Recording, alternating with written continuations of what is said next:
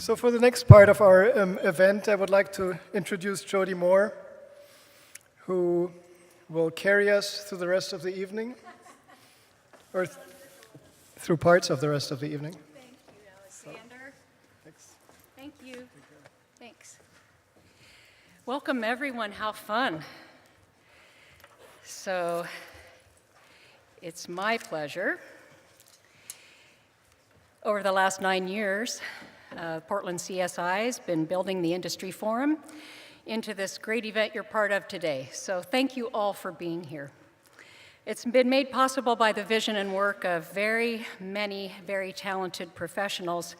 And if you could just hold your applause, I did want to recognize just a few people that have put this together. The Industry Forum team, if you're here, please stand as I say your name. Tony DiVincenzo with Ideate is our chairperson for this event. Alexander Lungershausen, of course, the master of the 5x10 with Henneberry Eddy Architects. Bud Henson with Window Tech. Corey Morris of Carlton Hart Architecture. Randy Page of Randall A. Page Architect. And with special thanks to two people at Ideate who many of you probably have corresponded with, Ash Urban and Katana Palioka of Ideate. And I'm Jody Moore, I'm with Diamore Skylights, and it's our great pleasure to have been part of this event from its first inception. And we also want to shout out a thank you to our event sponsor, to Interior Technology, who has really stepped up to the plate here to make this a great event. You bet, yeah, I like that. And the many truly wonderful sponsors, 33 of us here today, and industry partners who bring the party together for us all. And to Elephant's Delicatessen, who brings us the delicious repast. Did you enjoy that tonight? All right. And after this, we are happy to applaud. Please help me thank also the greatest venue in Portland, the Portland Art Museum. Thank you all. And thank you all for being here, adding your energy to raise the bar for collaboration and design excellence. And I'm very pleased to get to introduce the individual who actually inspired a vision that has brought this forum to life, who invited and will introduce our keynote presenter this evening, a true creative and keeper of traditions, a driving force for exploration and design excellence, and a driving force for architecture in our community, Don Stastny. Donald J. Stastny, FAIA, has been practicing as an architect, urban designer, and process facilitator, believe it or not, Don, over 40 years. Rebuilding communities physically and culturally throughout the country and the world. Recognized as one of the preeminent competition advisors and managers in North America, Don designs competitions, opportunities for design professionals to create outstanding architecture and places. And as I do every spring, I asked Don what he's been up to this year, and as usual, he has a few things going on. In the realm of competitions, locally, he just managed the Marking Keller, privately funded design competition to establish the Keller Auditorium as a centerpiece for the evolving Fountain District in Portland. And RoTo, our speaker this evening, Michael Rotondi's firm, participated in the competition, as well as John Russell, who recently gave his most fascinating talk in the 5x10 and had the foundry for us to watch, who's been a leader in creating the Fountain District as well. So we're looking forward to hearing the results of the Marking Keller competition. Nationally, Don's managing an international design competition for the Native American Veterans Memorial on the grounds of the National Museum of the American Indian on the National Mall. And in the realm of planning and urban design, he's working in St. Louis, assisting in the creation of a 10-mile greenway Highline connection linking together academic campuses, private and public development, cultural facilities, parks, and the Jefferson National Expansion Memorial, the iconic St. Louis Arch. in Detroit, Michigan, advising on the transformation of an abandoned power station into a commercial cultural center as part of a city initiative to reclaim the waterfront. An interesting kind of piece we heard this evening in the 5x10 about our riverfronts and how to reclaim them, and you're working on one in Detroit. Architecture, he's designing the design architect with Hacker as the architect of record on the Oregon Military Museum in Clackamas, and he's the design architect for the Siletz Tribal Cultural Center in Siletz, Oregon, with Akana is the architect of record. In teaching, he's the adjunct professor at Portland State, teaching the Urban Design Workshop, which is the true capstone course in the College of Urban Studies at Portland State. He guest lectures at Harvard's Graduate School of Design and the University of Pennsylvania regarding design competitions, both managing and winning them. And other than that, he hasn't been up to much. So we're delighted that he's able to fit us into his schedule and to welcome him this evening to introduce our keynote presenter, his friend and colleague. And please help me welcome our friend, our colleague, our own Don Stastny.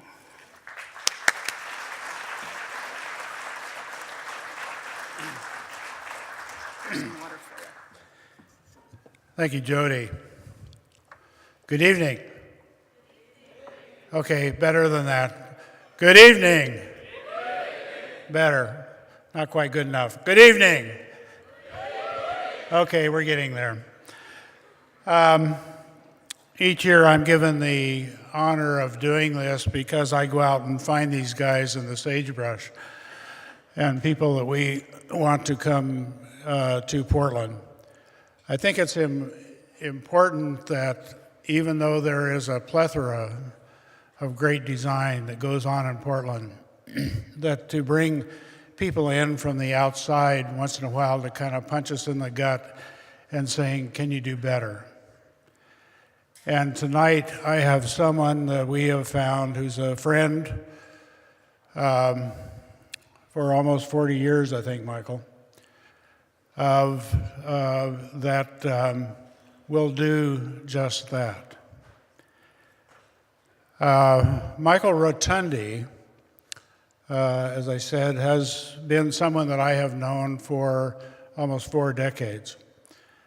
And our lives are a little bit like a DNA spiral, in that things happen and we come together and we leave, and we come together and we leave over the last years. And it seems to be about 10-year segments. I think we get tired of each other and then we come back and say, well, you aren't so bad after all. We started in 1985 on Arts Park, LA, in which we developed a plan for an arts park in the Sepulveda Basin that included 5 different facilities that were a part of that. And Morphosis, of which Michael at that time was a part of with Tom Main, did the theater there. And there was a problem in that theaters have flies above the stage.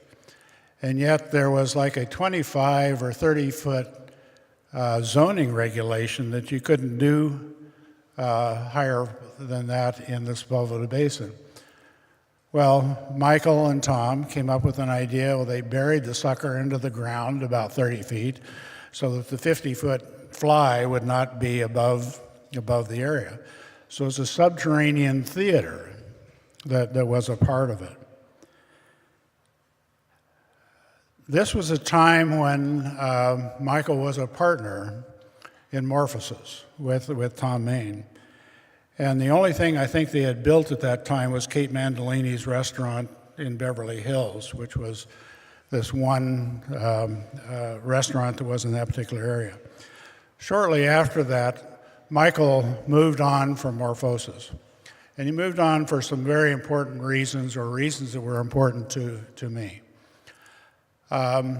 He realized that he wasn't into kind of the promotion of architecture as starchitecture, but he really wanted to get into the spiritual part of what building is and how you create things that change people's lives.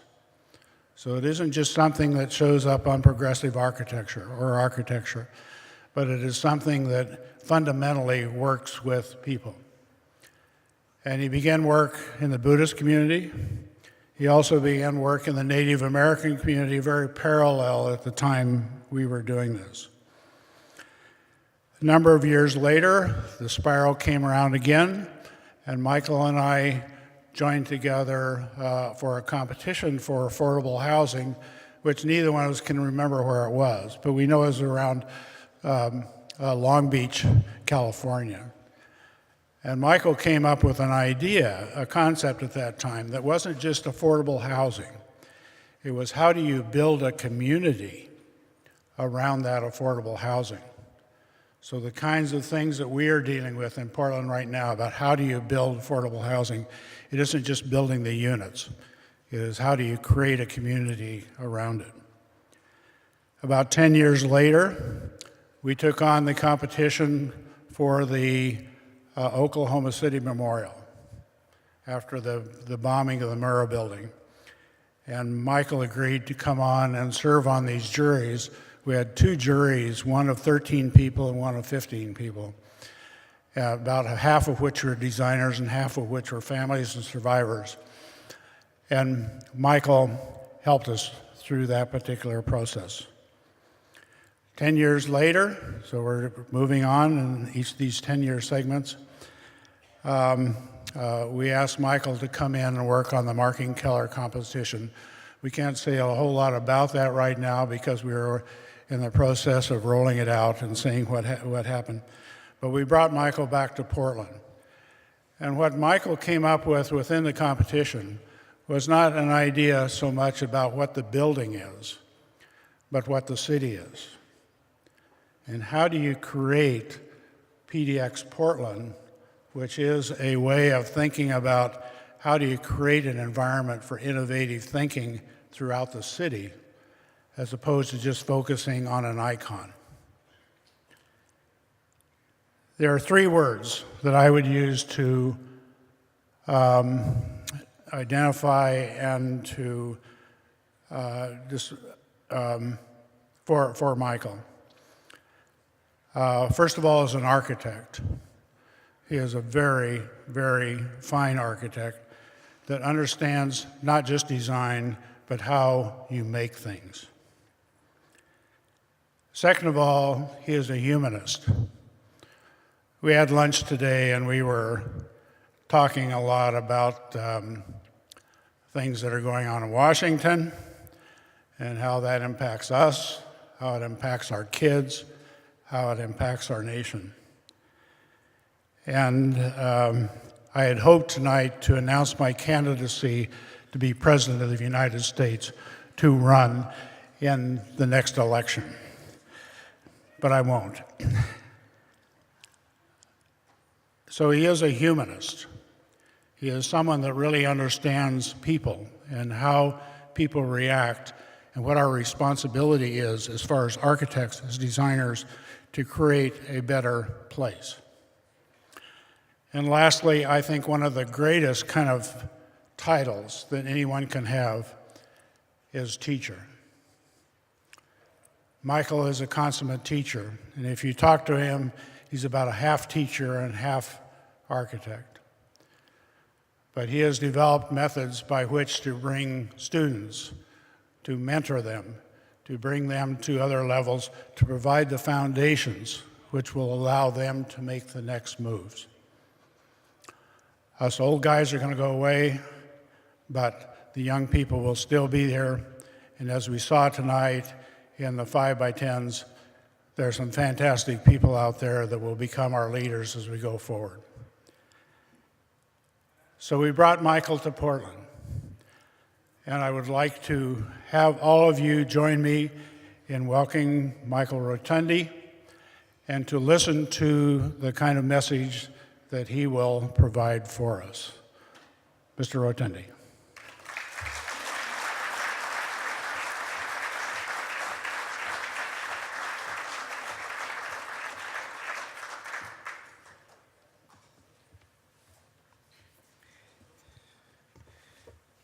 There's a certain age you don't hug another guy. But you hug friends, for sure. You should hug a lot of people, but you got to be careful these days, especially as a teacher. You know, the manual for teachers says you can't even say, "I like your shoes." So, thank you so much, Don. It's there's as many of you know, there's certain people that you know for a long time, and you may not see as often as you like, and they may not always. But anyways, you see them, and even though there might be 10 years, it's as if it's been merely a long weekend. You sort of pick up the conversation where you left off. And I think that's because you're kindred souls. And I think from the first time I met Don, it was that way. So I'll try to live up to the standard he seems to have set. But one of the things that I'll give you a little bit of background, and then I'm not so much about speaking about work, even though I show work. This sounds really peculiar, but I decided as part of my personal practice, when I decided to split off from what at that time was considered a very successful practice, for a number of reasons, well, very clear reasons, I wanted to deliver architecture in places that it normally isn't delivered. But most of all, I was wondering if it was possible to take what is primarily an intellectual practice from the shoulders up, which is what architecture is, especially when you are practicing it among friends that aspire to be working at a certain level. It's purely an intellectual practice. And I wanted to reintegrate spiritual practice into my life, and I wanted to know if you could put both intellectual and spiritual practice together. And it wasn't about going back to religion. I'd done the religion thing. I was a varsity altar boy for a number of years, and which was fun, actually. You know, I loved it really. I loved the ritual, and I loved getting the pastor drunk, which is why he always wanted us to serve his masses, because we would use the big chalice at the 6:30 mass, and we were always taking bets as whether he could read the gospel. You know, he didn't have focal point. RoTo Architects is one venue that I practice. SciArc is the other venue. So it's basically a practice in two venues. The teaching, besides loving being around young people, and it's not just what I can give them, it's basically them continually renewing me and regenerating. It sounds like a euphemism, but it's true. The relationship between expert and beginner reverses itself in certain ways at certain points, and there's times that I can be the one asking the naive question of someone younger because they know a lot more, especially these days. So SciArc is the place where we experiment with project types, with programs, with technology, and then RoTo Architects is where we test them. I decided I wanted to set up a place in the firm where we could start using the technology, AR, VR, and AI, and social robotics, and then applying all of that to the work in a whole variety of ways, including developing software, which we've just beta tested some software, and it's now being used in the program at SciArc, and it's what I call cooperative technology. And the cooperative technology has to do with, right now, I'll just tell you that what we've been able to do is write basically code VR, the software for VR, and while you're in the VR space, 5 different people in 5 remote locations can be working with what they call a tilt brush or a light wand. 5 different people, 5 different locations can be working on one model. And then we're able to actually send it to 3D printer while you're in the VR space. And that was a breakthrough that we just, it just happened about a month ago. And so that's totally cool. And this is the stuff where I'm the beginner, because I can say things like, whoa, why can't we put the software in the software? And they look at me like, God, you talk like a 5-year-old. And I say, thank you. The other aspect of, we set up another company called RoTo Lab. And RoTo Lab does the experimental programs, and so we'll develop projects that we're now, 2 of them we're turning into reality by forming development teams, which we partner in, because developers never want to give architects money on the back end. They treat us like an expense when we create value. That's the one thing the profession has to take on fast and furious right now. And so the way you do it is by doing a ninja move outside the system. When you don't, when there's something about education that doesn't work, instead of trying to change the institution, you do a ninja move, you start your own school. That's what we did with CSI. And I know at this point in time that anything imaginable is possible. One of the things that I became interested in was incubating people in the firm and incubating them so they can start their career now in my office and not have to wait 3, 5, 10 years to be out of my office. About 10 years ago, as part of my spiritual practice, which is primarily meditation, and trying to figure out how do I become more and more selfless, I decided, now this sounds totally suicidal, I decided to stop entering awards programs and stop publishing. Bad for marketing, good for personal development. And now I'm coming back out of the woods, but it's not for my benefit, it's for the benefit of the younger people in the firm. So I've now, part of the RoTo Lab is to incubate the young people, the next generation. And they're post-grad, pre-pro, more or less, and setting up an alternative practice model so that they can be the ones, through mentoring and the support of a firm, figuring out what direction the discipline of architecture needs to go, and then the profession will follow right behind. Okay? Because the same way the music industry didn't see Napster or Spotify, the taxi industry did not see Uber. Architects don't see driverless architecture coming. Driverless architecture is on the way. A close friend of mine that's in my orbit has been working on a project with Autodesk, and that's Autodesk's objective. And it's not necessarily to put architects out of work, it's to figure out how the technology can eliminate the so-called middleman and go straight to construction. This is what blockchain technology did for banking. Blockchain technology eliminates, basically, in the supply chain, eliminates the middleman. And that's inevitably what's going to happen to architecture. And I'd say this is going to be within 10 years. This isn't depressing. This is the bad news becomes the good news, actually. It does. This is a time where nobody can tell you have to do things a certain way because we don't know what the future holds. So this is a great period to be totally inventive and innovative.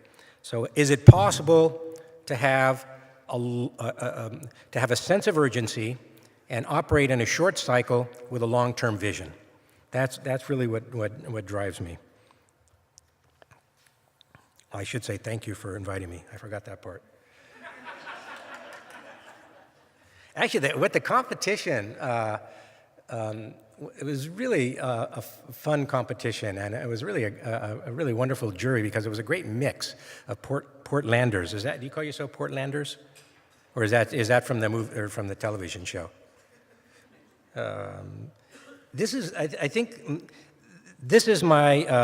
I was going to say my favorite new city. It's not. LA is my favorite city because that's where I was born. Portland is in second place, and I think it's going to be there forever. But it's not just about the place, it's about the people. One of the things that I was really surprised when I first met John Russell, I'm used to developers developing and then flipping. Everything is like flip, flip, flip. People here develop and hold on to something. That is so unusual. That is civic leadership. And that's not just John. I'm sure there's many, many more that are like that. And then I have respected younger friends that have moved here, and that says a lot. Some former students, some former employees, and great people, and they're here tonight. what I want to show you tonight is basically, it's intended to be a prompt for your curiosities and for your constructive impulses, guided by what I call the synthetic architectural mind, the architectural mind. And I think there's many, many ways to use an architectural mind, and not only architects have an architectural mind. An architectural mind is a mind that can look at a variety of things, even stuff that doesn't look like that it has any relationship, and synthesize it into something coherent. So an architectural mind is a synthetic mind, and it's a companion to what we've been saying for the last 10 years is design thinking. An architectural mind is leveling up, I think, on design thinking. So I'm going to show you, that was sort of my prologue. I'm going to give you a little bit of personal context besides what I show you up here, and then conceptual references, and then since this is CSI, I decided to take advantage of it. And I hope this isn't like when Steve Martin, the comedian who said he would be the MC comedian at different conferences, and he got confused about his conferences, speaking about making electrical jokes at a carpenters union meeting. So I hope this isn't one of those. But there's, at the very least, there's some pretty beautiful images, and I had a really great time putting this together. And it's about materials and processes, properties, and performance. And then I'll show you a bit of my architecture at the end. So, matter to light. All that's solid melts into air. That's sublimation. This, incidentally, was a big cube, or just a big amorphous rock, that monks chiseled into a sphere in Northern California.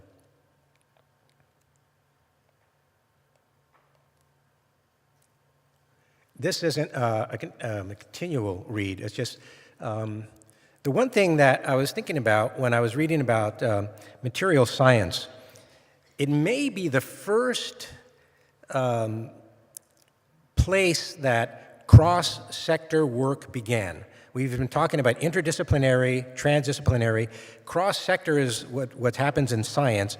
When I was sitting on a plane coming from China, the man sitting next to me, I tend not to talk on a plane, but he was looking at me using sketching and writing, and he was asking me questions about the sketchbook, and he said could I tell him where to buy it and all of that. And so I said, well, what do you do?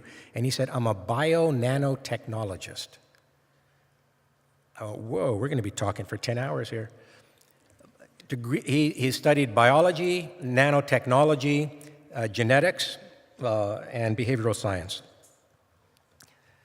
That's cross-sector. And material science is a cross-sector enterprise. Okay, the only thing I'll tell you about the family, mother on top, father below. She was a seamstress, he was a chef. What I learned sitting next to her, developing patterns and then sewing, and it never dawned on me until I started studying architecture, 2 dimensions into 3 dimensions. That's pretty much how we make buildings. And then my father had synesthetics. He could look at all of the different ingredients, and he knew what it tasted like, because I would always ask him, how do you know how much to put? And then very inventive hands. I learned how to use my hands before I knew why.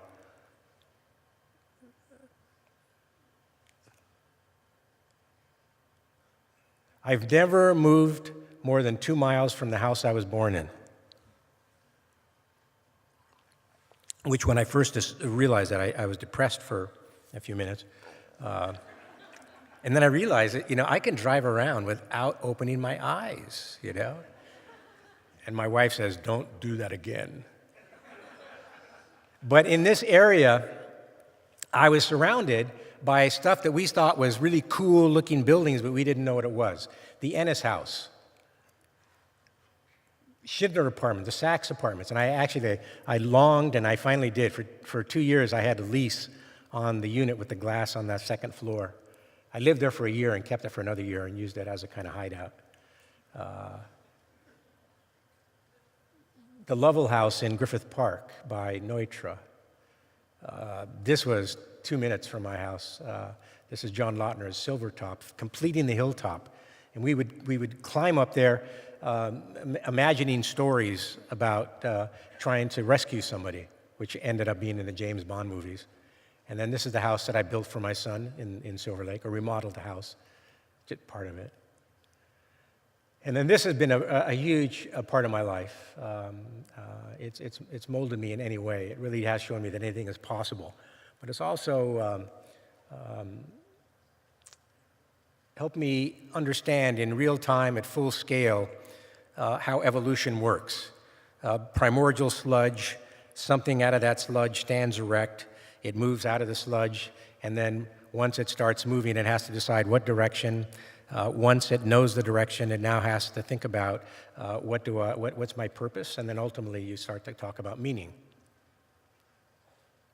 And communal life is really what has allowed SciArc to really grow in a relatively short period of time for an education institution. And in a little over 40 years, it has rankings always in the top 10 around the world. And I believe that not because of something we did in particular. It's not about any greatness of anybody. It's about finding equilibrium between competition and cooperation. And we did that spatially. In this space, which is 800 feet long, and the last time it was 400 feet long, before that it was about 50 feet long. This is where the work goes up. People see the work and they realize that there's a standard that has to be met and gone beyond. So they compete against a standard and then they cooperate with each other. Darwin knew this. For some reason it was left out. Respond, adapt, and construct. And in this context, Tom and I working together for 16 years. It was a really, really wonderful, not the whole, the last year when I was in transition, it was kind of sticky because I didn't know why I was in transition, but I was. In that year, I fell in love twice, actually. I met my current wife 25 years ago and fell in kind of madly in romantic love. And then about 4 months later, I was invited to sit as an observer in a private tutorial between neuroscientist, geneticist, and His Holiness the Dalai Lama for 2 days. And that transformed me. I figured, okay, I got to figure out the next thing to do. And then I started RoTo. And everything from the whole thing to parts to things. Okay, it's kind of a conceptual. Boxes and bags are basically the two categories for architecture these days. Boxes, you got basically 2 dimensions that turn into 3 dimensions. Bags, you basically start with 3 dimensions, you end with 3 dimensions. Boxes, you have nails, fasteners, and screws. Bags, you got tape and glue. These are basically the 2 basic shelters, the nomadic tent and the permanent cave. And everything else sort of unfolds out of that. The entire technology unfolds out of whether you're moving or you're not moving.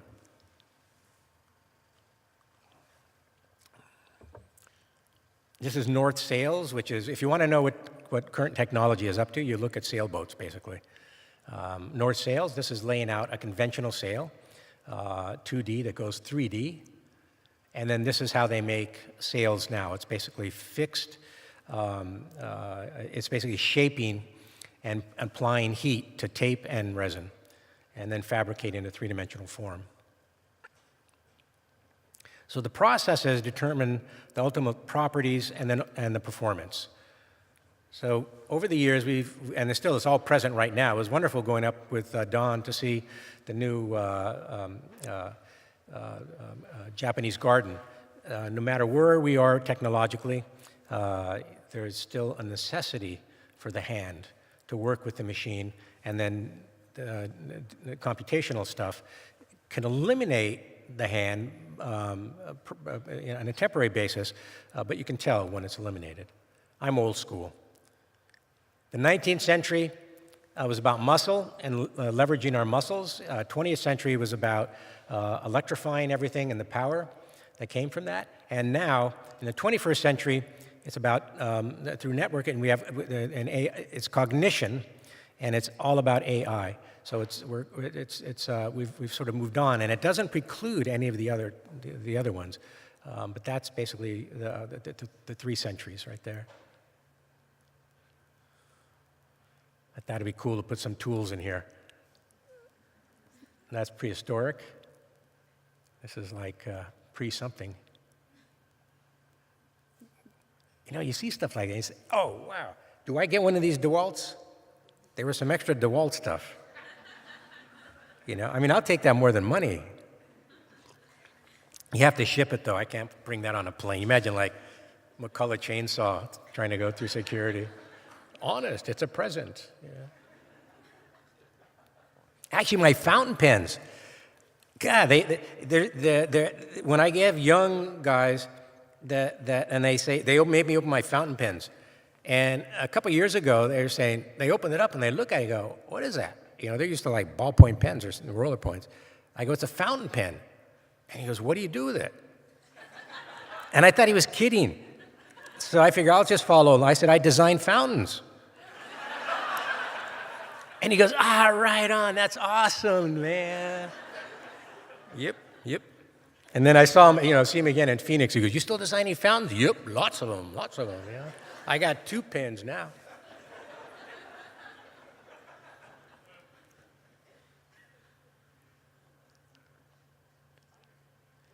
And then laser cutting, lots of laser cutting these days. This is a former student and employee working in Paris right now, him and his wife, both from CSI, doing really, really wonderful work. And you couldn't do this stuff before you had the technology, but it's conceived in the mind's eye. In the mind's eye. The question with the students that I teach is, where do they see it first, on the monitor or here? And the one thing that's really wonderful about AR, and one of the things that I'm interested in, is it might be possible to use augmented reality and virtual reality to reawaken the third eye. And then this is extraordinary. Photolithography is an old way to make models, not an old way, it's an advanced way to make models, but it's a 15-year-old process, a 10-year-old process.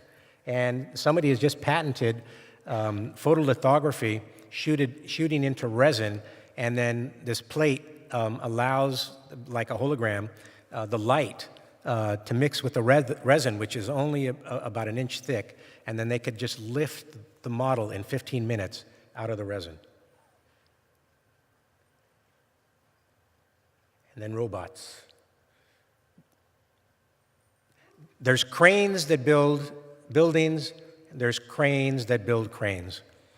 These are robots that are basically experimenting with what can you possibly do with robots. And this is one of the things that you can do with robots. That's another thing. But what you can't do with robots is that. Any city that has a food culture is a great city. Portland, in my estimation, is a great city. LA did not come of age until the restaurant culture emerged. And it wasn't just the restaurant culture, it was basically restaurants that had windows, fine restaurants that have windows. Okay, this is cool. I don't have to talk about this, but a couple of things I'll talk about. I have a collection. I've been collecting images like this for quite a while.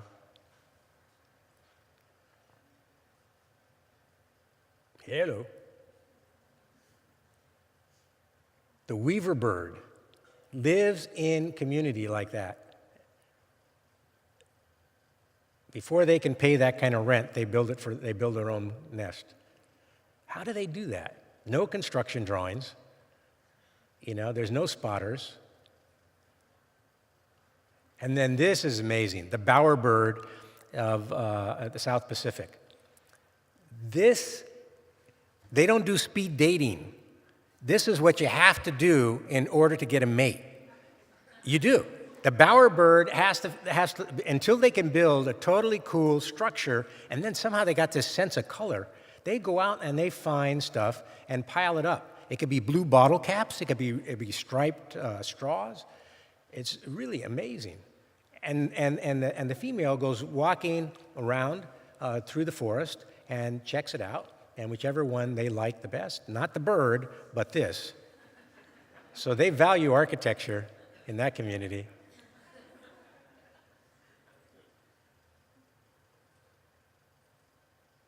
There was a book many years ago when we were coming of age. It was Architecture Without Architects. And ever since then, I've been collecting images. This is a house near my wife and I bought. I always wanted to do a motel in the desert. Nobody commissioned you, so we bought one. And it's on top of hot mineral water. And across the street, the first settler in the Coachella Valley, which is where Palm Springs is, built a house, and with any material he could find. And it was mostly telephone poles that he cut into material, and then the guy wires for the telephone poles is how he wraps the structure. And that's the house he built. It's amazing.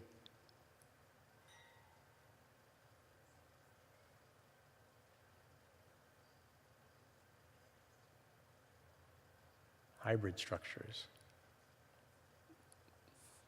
You can learn a lot from engineering. This is a cotton storage building in Lubbock, Texas.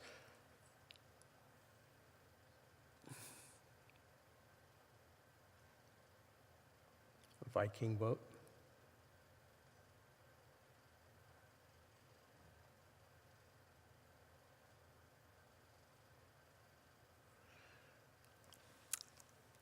And then I decided I was going to go through all of my I still say slide library, and put it together categorically like this.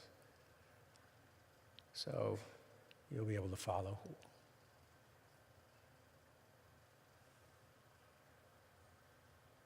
That's a fish tank at an aquarium.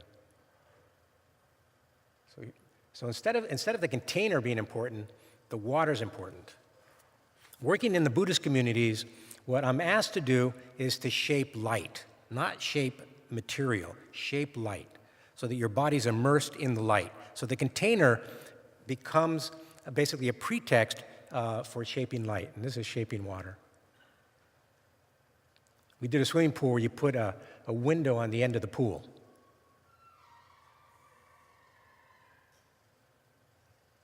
Yeah, this is like, wow, how did that happen? This is water busting through the ice, and then it's so cold it freezes. This is not Photoshop. That's an iceberg.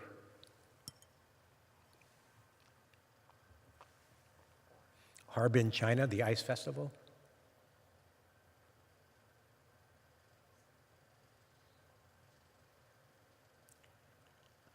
I've been studying insect societies for quite a while, and I photograph out in the desert the anthills. How do they know how to make a golden spiral? The fat side is the windward side. The skinny side, which is the low side, is on the leeward side.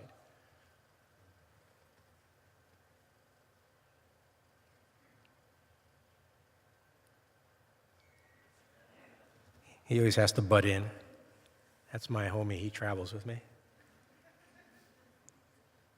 He gets into places I would like to get, but I'm too big. Timbuktu. Beautiful rammed earth in Arizona.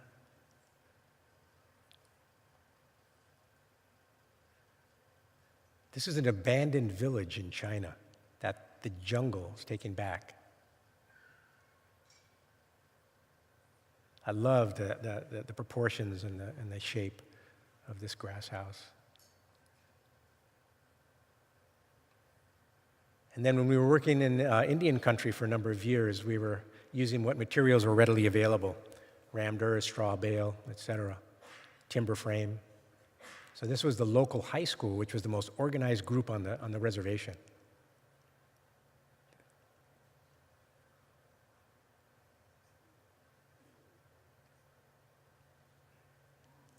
This is the skeleton of a jumping cholla cactus. Cactus are designed to hold water for up to 30 days before they start, keeling over. So that is basically structure and storage system simultaneously.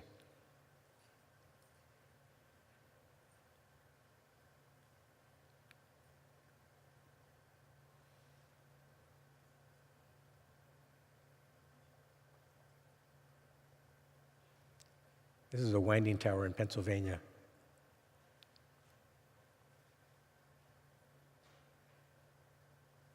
Back to our desert house. A Finnish, Finnish as in Finland, a Finnish guy in Utah was building, who emigrated, was building log cabins. And the harder the wind hit them, the stronger they become. And then we learned timber frame. Well, we taught actually timber frame, but we learned it before we started teaching it on the reservation. No nails.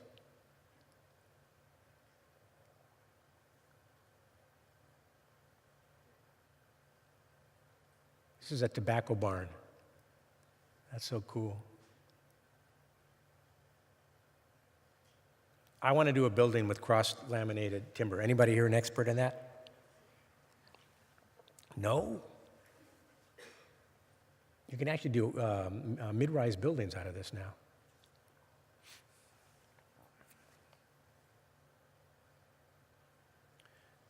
The Rural Studio, one of the great programs started by Sambo Mockbee at Auburn University.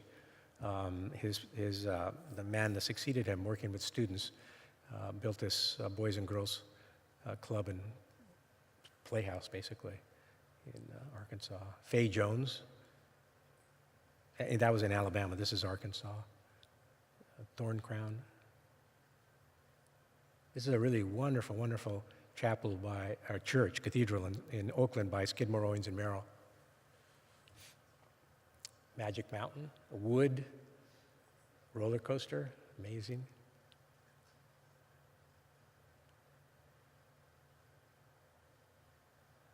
You know, when I see things like that, I'm saying you do not go out in the middle of the night to get ice cream when you live in a place like that. How do they do that? And then all the technology that came from the Second World War which was Charles Eames was asked to make braces, and because metal wasn't available, it was being used for the war effort, and there was wood available. He started to look, and plywood was coming around. They figured out how they can actually shape it to the leg, and then shaping it to furniture. And then Howard Hughes making an entire airplane, all by hand, all by hand. That's basically the front end of the Spruce Goose that was made in Marina del Rey. It's an extraordinary object and an extraordinary effort. And a plane entirely made out of wood and shaped in ways that you would imagine you would need basically the digital technology to design it and to build it. All done by hand drafting, hand construction. This building, which is still standing, was built by, designed by a shipbuilder. Howard Hughes built it. It's made he bought a redwood forest. I mean, the bad news is he cut most of it down to build this damn thing. But he put into this marshland these redwood trees that go down a couple of 100 feet. But before he put them down, he wove into the tops of them these laminated sort of bents, wood bents.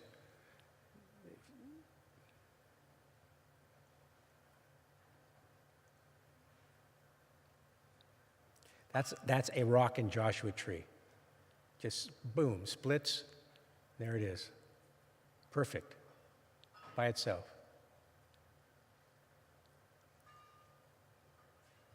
I was able to visit Stonehenge a while back.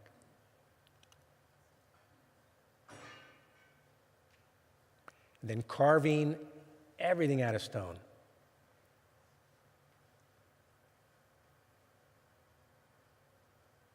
The Druids at Devon, England. Totally cool little taut stone building.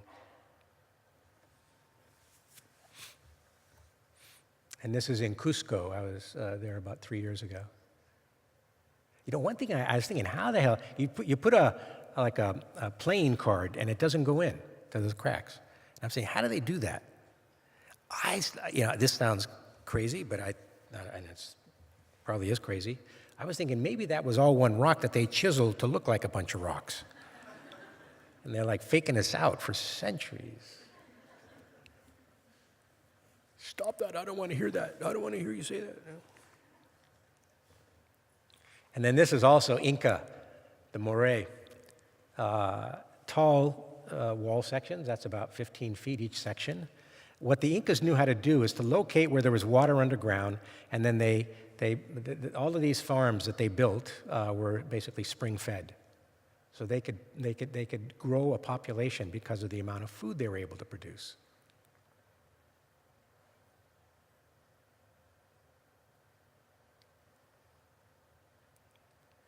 This is real gold leaf on this rock in Burma, and the entire thing is put on, not with a brush, but by hands. That's the way you pray. When you're praying, you rub the gold leaf onto the rock.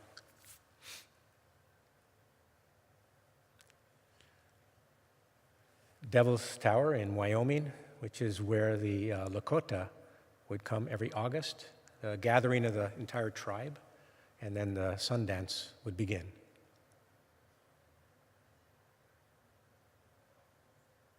San Gimignano. I was just in India. The stepwells in India are really a great thing to behold.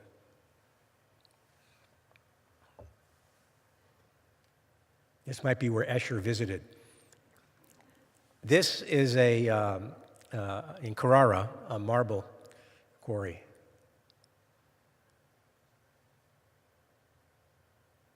I mean, clean it up, put a roof on it, you got a space.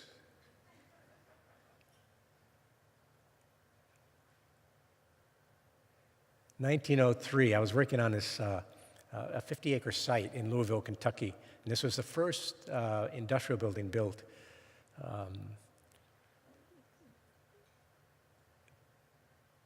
Totally handcrafted. And the last building was built in 1973. This was crafted, the last one was shrink wrap. Very different. That's the block of the Ennis House. A building that we were able to use block on. And working with the masons, we were trying to figure out how to use parabolic shapes do parabolic shapes in block. It's a wonderful building in China that took an old village that was destroyed when they put up Three Gorges Dam, and then the material was brought to another city, and they built walls in an art school out of it. Eladio d'Este in Uruguay, doing a building like this out of brick 50 years ago. It's, wow. How do you do that? That's inspiring.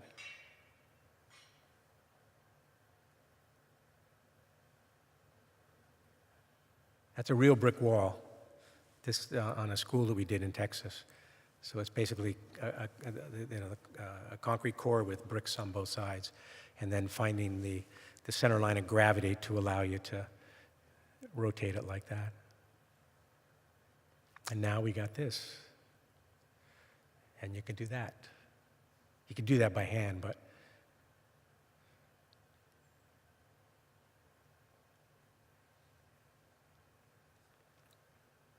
the mill owners building in India.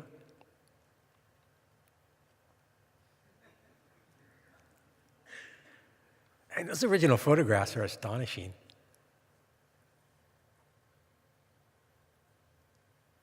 When I went to Machu Picchu, nobody was falling. And every riser in that place is different run rise, everywhere you go, and nobody falls. If that was in Los Angeles, they'd have the entire thing fenced off.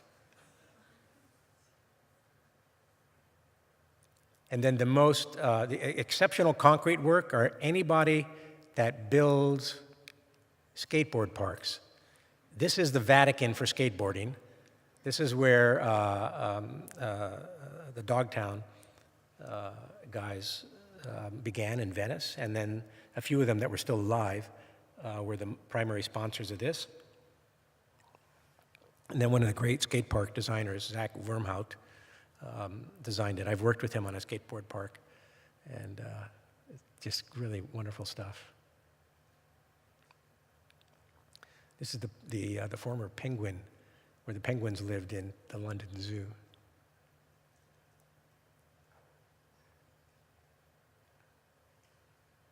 We're doing a project right now using this, translucent concrete.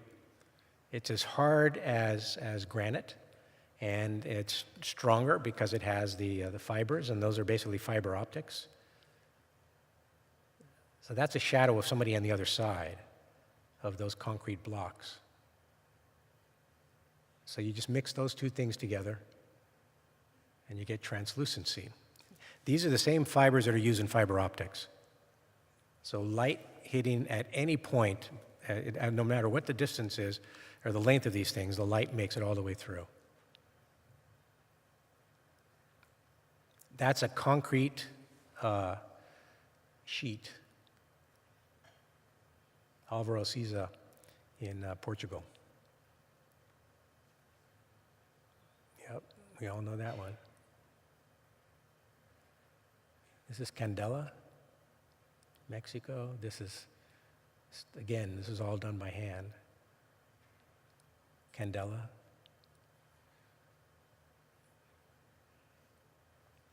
You're not supposed to take pictures while you're driving on the freeway, but when you go, this is one of the great overpasses going to LAX. This is not where I am, but if you're in the carpool lane, you're about 10 stories above the city, and this whole area is pretty amazing.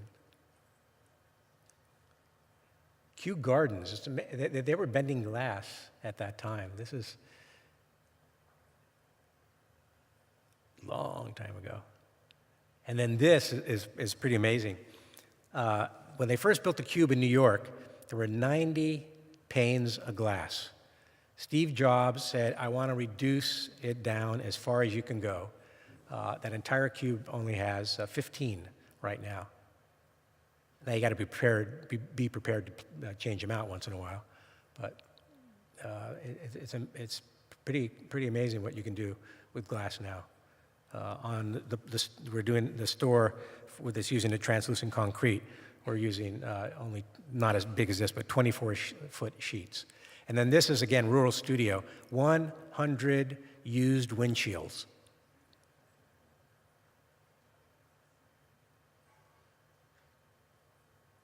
And then the bottle house.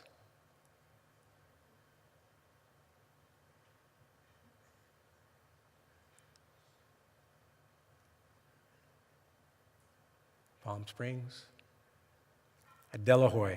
If you want to see really cool styling from the 30s, Delahoy was the main car designers.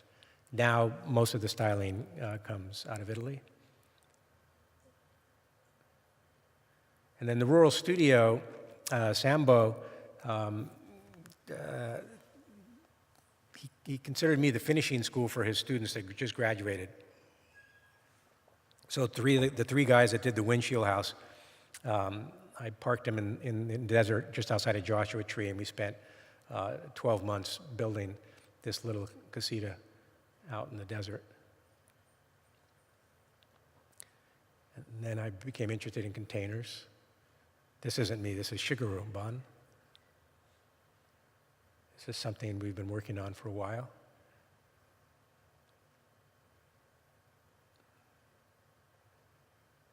One of the greats, Jean Prouvé, one of the sort of absentee mentors of mine.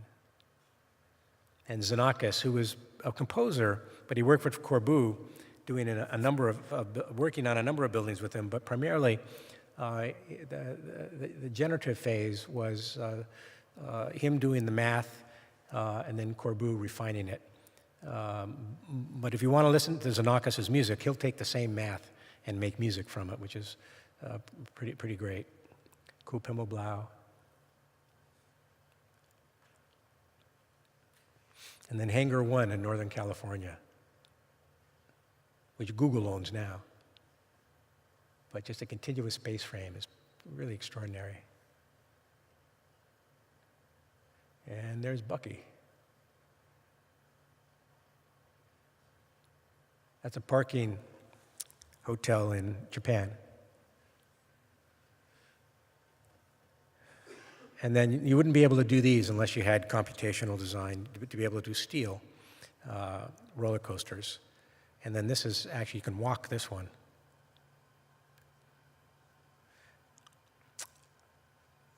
I was reading about the first woman tenured at MIT, and the area of research her entire life was carbon. So I started reading about carbon.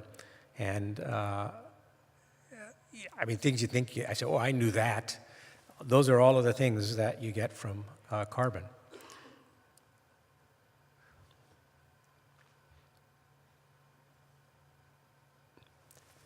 Number 6 up there. But it's the one element that makes patterns ubiquitously because of the structure that it has. It's always searching for patterns. Diamonds, they say, well, not they say, 2 billion years old, formed under pressure. The Earth is 4 billion, diamonds are 2 billion, and then they came up through volcanic action, and they're mined. But diamonds are all from, they say maybe the earliest ones are 1.5 billion. And then the coal they used to burn in China.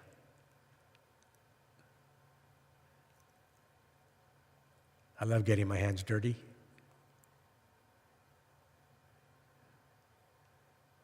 And then the Sumi ink, it's amazing how they make Sumi ink.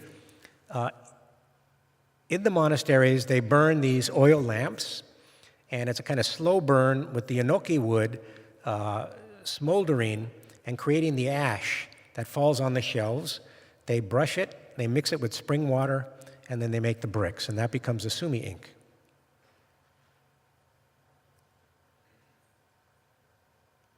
This was made with a huge brush like that you saw earlier.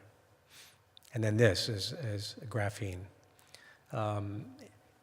Strongest material, and it can conduct electricity faster than any other material in existence. So it'll probably be replacing silicon.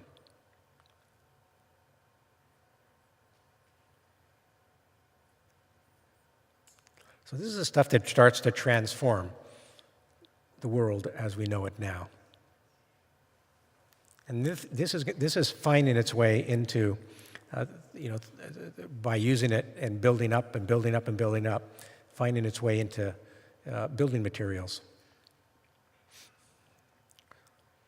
And in the fullerene, as they call it, but it's basically a laser hitting graphite, boom, and you get graphene.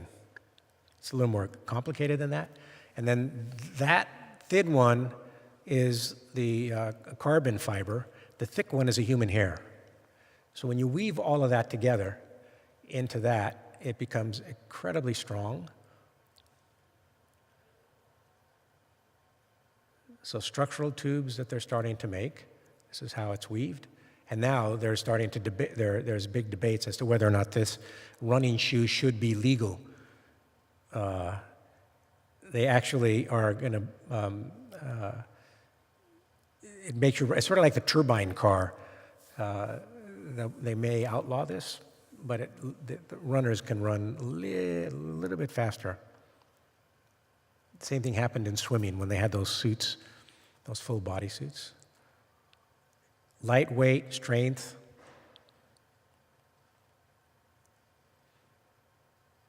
Now airplanes. So there's an exponential gain in the strength to weight ratio, the lessening of amount of fuel that it takes, and Airbus beat out Boeing They're the first carbon fiber jetliner. And now they're experimenting with how to weave it into bigger spaces. And then this is a material that's just coming online. I mean, it's online now, but they're starting to use it for buildings.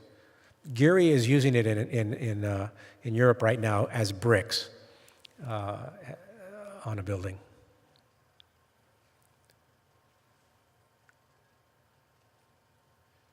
Again, incredibly strong, very lightweight.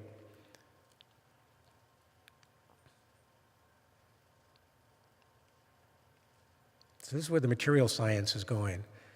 And then aerogel, which is right now primarily thermal insulation, and they'll find other uses for it. They're also using it to embed medicines, and then they can put it into the human body, and it can have a certain amount of viscosity that drips the chemicals in the body.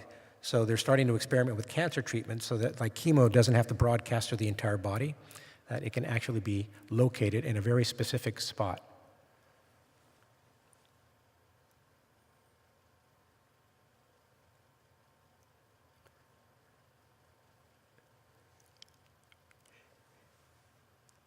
There is a place that has all these used tires.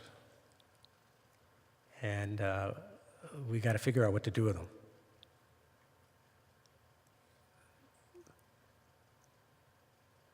Ford made the first plastic car, anticipating that steel wasn't going to be available for a while. And then they decided not to go forward with it. The difference between what Kevlar does is it distributes the load. It used to be that they would pad the parts of the body that would hit the ground the most. And so that point, it was a point load, right, like that. What Kevlar does, no matter where you hit, it distributes it, the load across the entire surface. The same way an egg will distribute the surface, where a cube basically takes it out to an edge, and you basically got bending in a very specific point.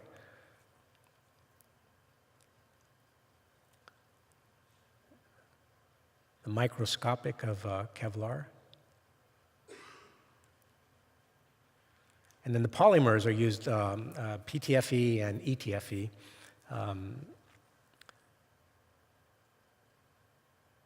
PTFE is thicker and harder, and it's an opaque. It's translucent, but it's primarily it's a stiffer. This is a building we did in Japan. It's an 800-foot long building that the governor said, "Can you make a building that looks like a lantern and a dragon?"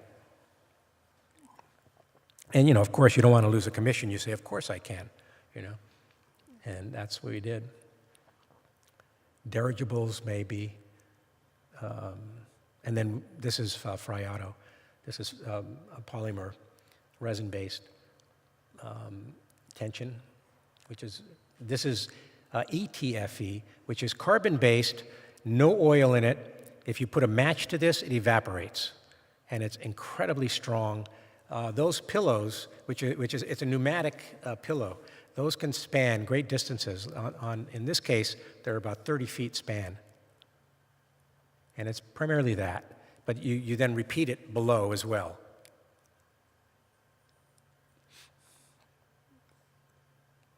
It's as close to transparent as you can possibly get other than glass.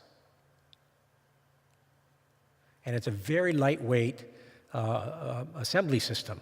So the steel, we're doing a building right now it's a very long span, and it's using basically a cable net structure with ETFE. And then this, I was surprised that I didn't know, I had never seen this before. Organic LED. It's transparent, but one of the layers has electricity. You can electrify and send images into it like that.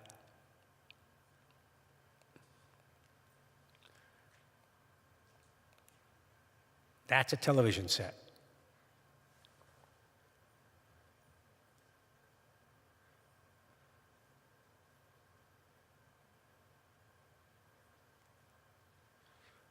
Okay, I'll show you a few projects. They're not, they're just, well, anyways, I don't have to say anything.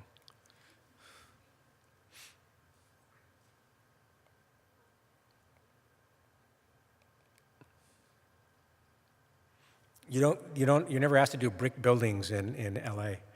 When they said, the bad news is you got to do a brick building here in Texas. And I said, no, that's great news.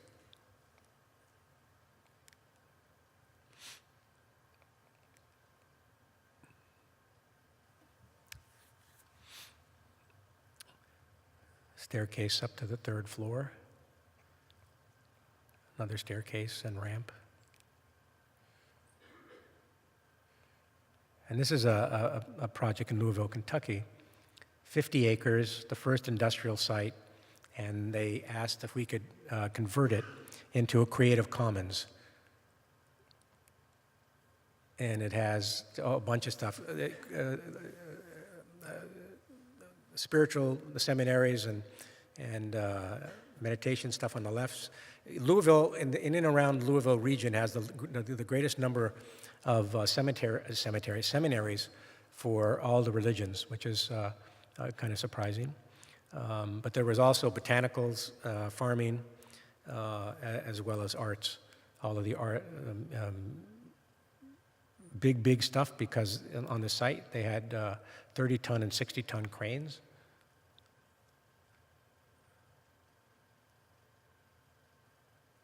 And then this is our foray into co-working in LA for my wife is an artist designer, and so we collaborated. She's also a colorist. I would venture to say that architects wouldn't use colors, would be afraid to use colors like this. I'm no longer afraid of color, except I kind of am because I'm man in black.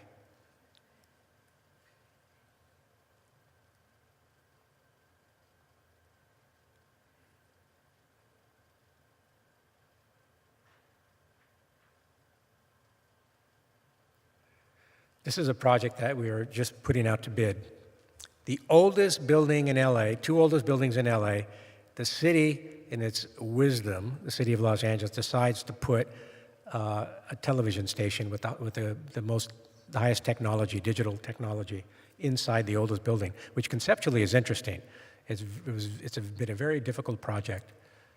That whole thing, those 2 buildings are filled up with an immense amount of technology, but then broadcast studios and the like. And then they wanted a symbol that can be seen from the freeway.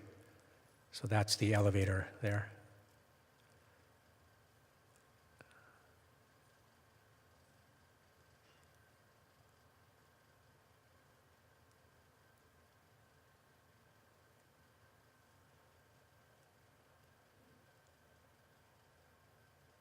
This man asked if we could make a house that was as complex as the diagrams that he draws for the large corporate organizations that he consults with. And I said, oh, yeah, of course. And you go back to the hotel and you go, God, what do I do now? But he also said he wanted a house that would last 300 years. I said, yeah, we could do that. What that means is that you get a good budget. Actually, a Rinpoche, which is a Tibetan Buddhist cardinal, we've been working on 2 projects, and these are long-term projects. It's going to be poured out of concrete. It's a big temple stupa project, and he said he wanted a 1,000-year guarantee on the project. And so I was talking to the best concrete guys we know in Los Angeles, and they said, we could actually do something that gives a 500-year guarantee. And then I was asking the Rinpoche, I said, is it okay if we only do 500 years? I said, well, we're not going to be around, so my relatives, I don't have to worry about errors and omission. And he said, we believe in reincarnation, So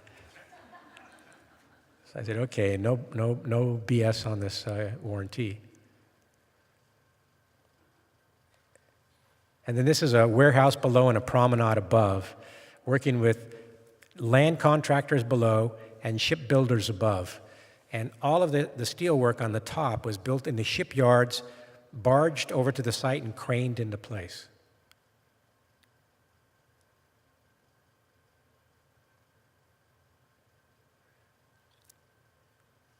This is carbon ink painted. The entire gallery was painted with this carbon ink. And when it separates on the walls, it looks like that. It's really beautiful. And it has this really wonderful fragrance.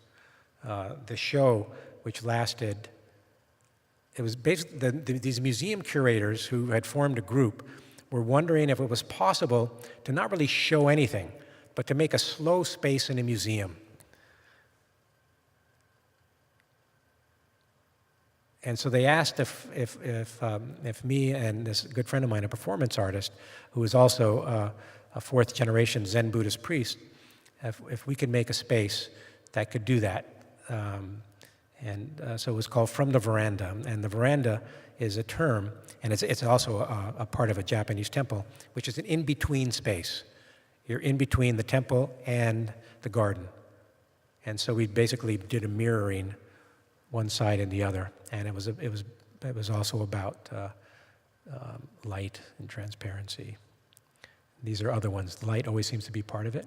This is at the Getty. 400 spools of thread, 4 dancers. Each one has 100 threads running through their mouth like a horse in a harness, and it takes them about 45 minutes to move about 60 feet.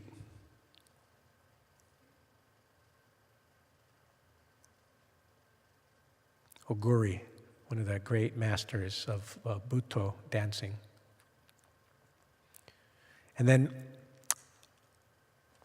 I wanted to make something for the gallery at SciArc, but I wanted it to be space and not an object.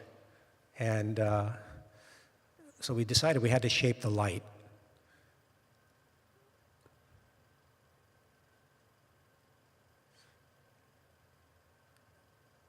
So from above, you descended into it, and there was 40 of these scrims that were dropped, and we carved through it to make spaces. And then you couldn't tell the distance. That's 40 feet from where you're sitting to where that blue dot is in the distance. And this is a project we're currently working on in China, maybe getting built, maybe not, probably maybe not. But the solution was, he said he had 4 major tenants.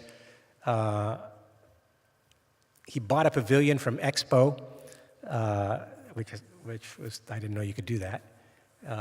And he asked us to come up with a solution. So we put, so it was basically the park, and it was a scrap iron. It was a bad site, and so we had to turn the site into something good. So we basically made 4 towers that will get 4 prime tenant names, with, of course, the mixed use down below.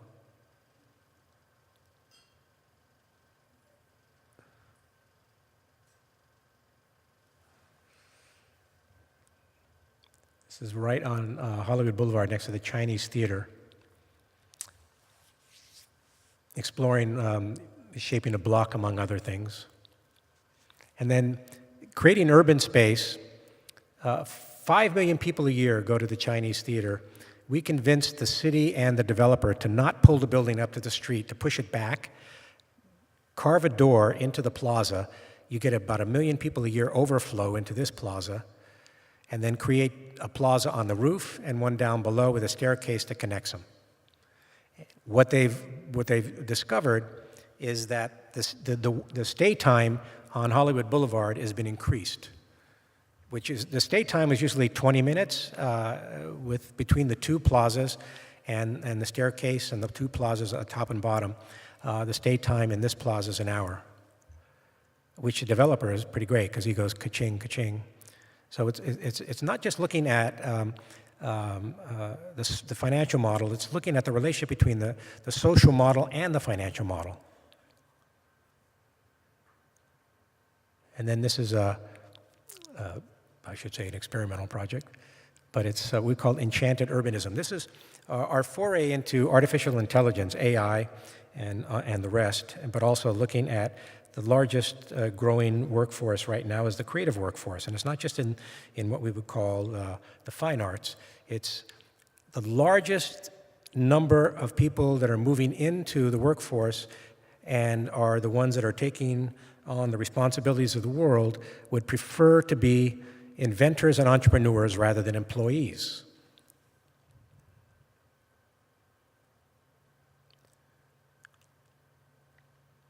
So the one thing we do know is, well, that's all I'm going to say.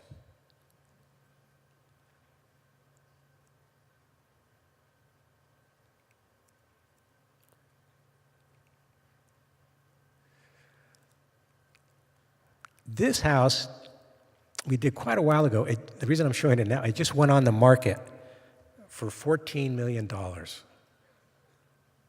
And I didn't know it was for sale. My office is on this property. This was design build. We sketched and build. But anyways, I was thinking, why don't architects get a percentage of the sale the same way artists do? I think we got to work on that.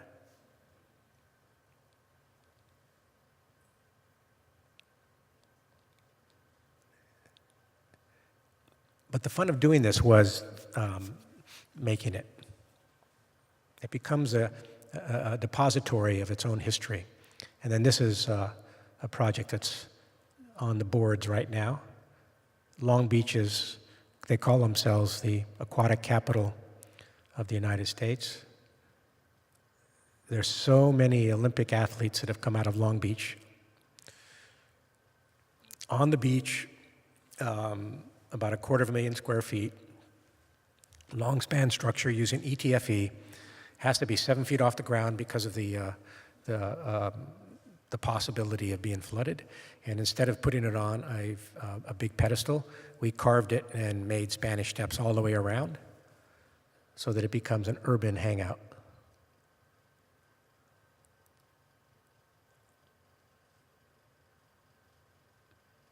That's just lower than moonlight. So we just finished a concept design. It's going through Coastal Commission, and then we'll start schematics.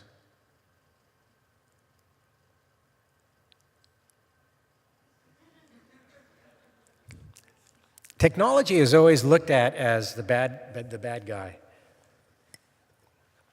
I don't think it is. I mean, all of the movies are all dystopian, and here they forget how to walk. It's not. This is the downside. But historically, we could say there's an upside. That's the upside of technology. A cotton loom, very simple technical structure, making very simple clothes for profound reasons. Right there.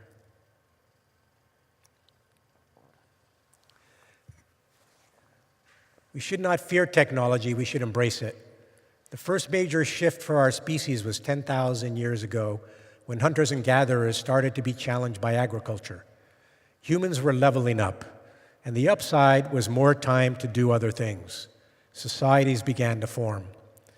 Now we're being challenged again, and we'll level up once again. Our greatest gift is our creativity. An ever more complex world advancing via great technological shifts requires three fundamental attributes to survive: imagination, creativity, and innovation. With these, we can anticipate the unexpected with heightened curiosity, and we can exercise faith. Faith is believing when it is beyond the power of reason to believe. As your faith is strengthened, you'll find that there is no longer a need to have a sense of control. Things will flow as they will, and you'll flow with them to your great delight and benefit. Faith is to believe what you don't see. The reward will ultimately be to see what you believe, St. Augustine said. At this moment and in these times, the bad news will become the good news if we sustain the courage that keeps us searching for purpose and meaning, and if we can be constantly steadfast in our faith in the promise of humanity. Thank you.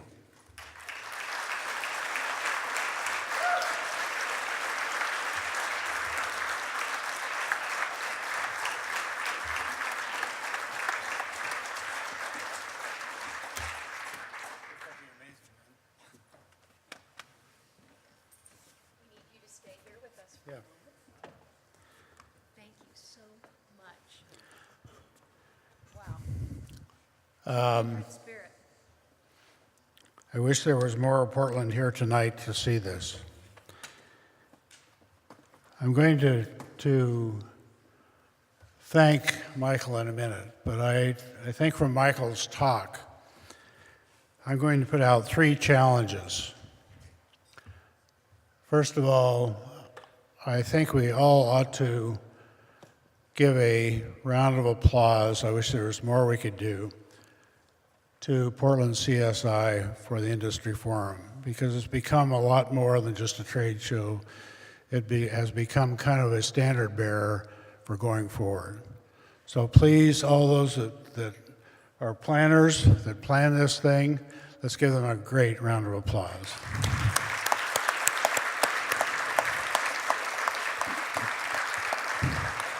Second thing I will say is I'm going to issue a series of challenges.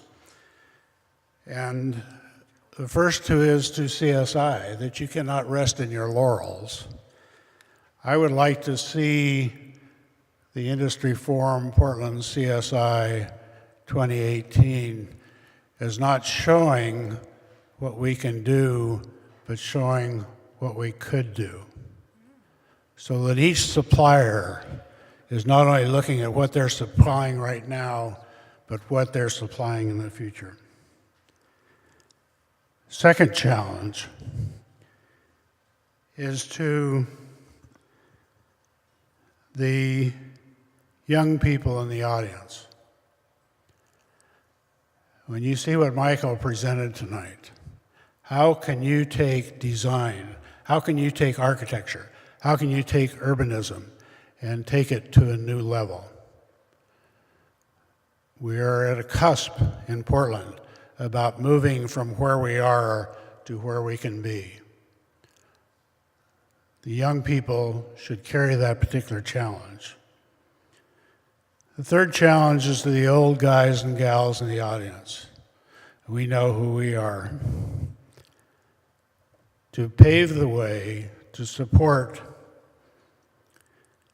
and be the people that allow the young people to move us to the next level. 3 challenges: CSI, the youth, and the old farts. Let's come back next year with a new and evolved idea of what architecture can be in Portland and what design can be in Portland. And with that, I would like to, you have it? We have a tradition, Michael, at the CSI Forum that is taken from our Native American people that are within this particular area, that we honor people with a blanket. And the blanketing of a person means that they are part of our family, that are part of our tribe, and they're part of our mindset. So with that, we'd like Michael to blanket you. Help me. Welcome to our tribe, Michael Rotondi. You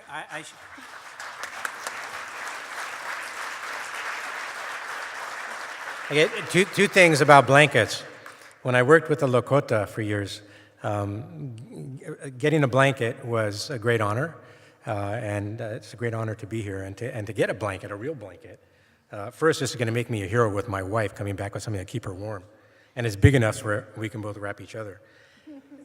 The other thing about a blanket is they had to take a blanket away from me when I was about 5 years old, because from the time I was able to hold a blanket became my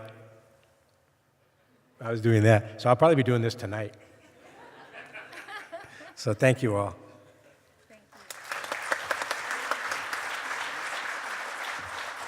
Thank you all for being here today and sharing this wonderful experience with us. We look forward to seeing you next year in 2018, and I hope this is a wonderful year for you and that this has helped inspire all of us to be greater than we, and to exercise and to go forward and let that peace that we imagine become reality. Thank you. See you next year. Bye.